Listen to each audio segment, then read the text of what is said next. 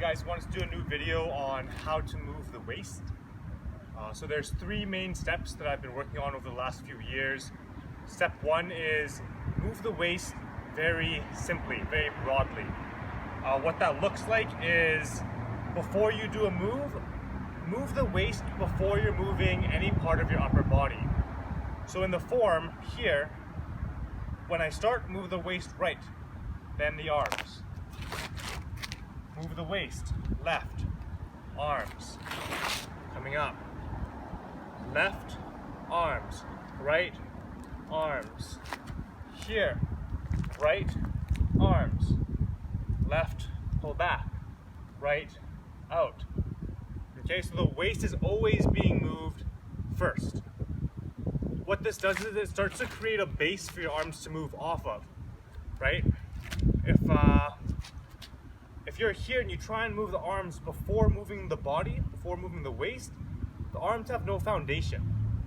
From here, your arms can push off of the body. The torso becomes the base of the floor.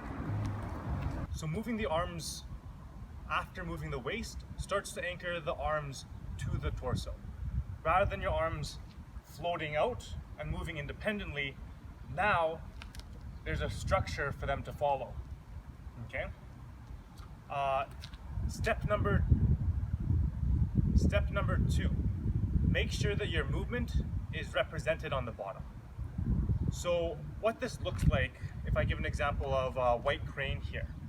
Normally when we do white crane, it's shown as 1 and 2. Again, 1 and 2. All of the action is on the top, none of the action is on the bottom yet. So I can say that there's no action that's being represented on the bottom. What this looks like is as the body moves, there's also expansion on the lower half, typically shown by the knees moving outward. Okay, so if I exaggerate it, it's like this, turn over, and like this. So the knees are growing at both points. Okay, what this starts to do is it starts to create an evenness over the body. Now we're not just moving from the top, the lower half is starting to have some movement and it's starting to be proportional movement. So the third part, and what really started to bring everything together for me, is being able to lock one piece and moving it throughout the next move. This is a really foundational idea within Practical Method. We talk about it all the time. My learning is only just starting to be developed within this. So as an example for let's take fist draping over the body.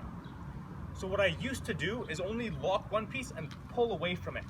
And then when I was completed that move, I'd lock the other piece and pull away. So I'm going 1, 2, 1, 2.